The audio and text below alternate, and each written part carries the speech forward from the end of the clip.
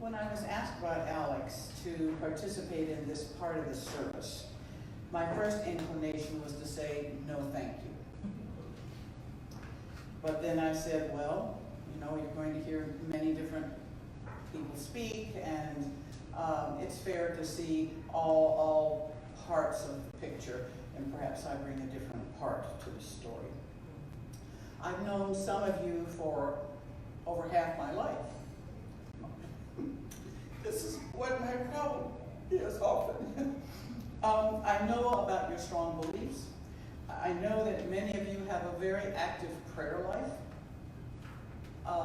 These are things that I have known about you for a long time. I've been a member of this church for over half my life, and that's kind of hard to believe. And I've seen so many people that seem to embody everything there is good about Christianity. Journey of Faith, when we changed our name from Memorial Christian, really fits my situation very, very well. Because I'm still on that journey, and I'm 74. I don't think the journey will ever come to an end until I come to an end. I'm personally more of what you might call a faith in action person. Sort of like the what would Jesus do? I'm not very reflective. And somebody said sometimes, Sharon, you're not very thoughtful. And I understood that they didn't mean I wasn't kind and considerate to other people. I think what they meant is I don't spend much time in my brain reflecting on where I am in life, and just philosophically or spiritually. My brain doesn't do that. My brain says, Sharon, go do that. So it's a different way of dealing with the world. I have felt the Spirit very strongly sometimes in this place. And I have felt it in other situations during my life. But there are certain things that grab me, and usually when I feel grabbed in sort of a spiritual or emotional way, I cry. And I don't look like much of a person that ought to be crying, but that's just the way that feeling tends to come out in me. Today we'll probably sing God bless, blessed be the ties that bind, and I can't get through that song without crying. So there's something there in me, you know, that is an expression of a certain spirit that I really can't describe or can't put a name to, but it's something that I feel.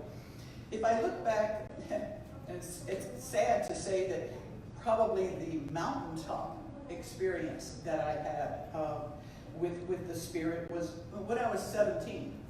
And a lot of people remember that sort of early kind of feeling they had being introduced to Sunday school or a spiritual life. Sometimes children, young people feel things very, very strongly. Probably one of the highest spiritual experiences I ever had was when I was a teenager. I was a member of a Presbyterian church. And the youth were invited to go to the Montreat World Mission Conference in North Carolina, very close to where Billy Graham lived. And the whole thing was leading up to a wonderful celebration where an entire stage full of missionaries were going to be commissioned to go out in the field. And that just really, really moved me. And the thing that, and I can't sing this one without crying either, they sang the song, "Whom will I send, and who will go for me, or I send me?" So I felt very, very close to God, close to the Spirit, close to what I believe Christianity is all about at that time.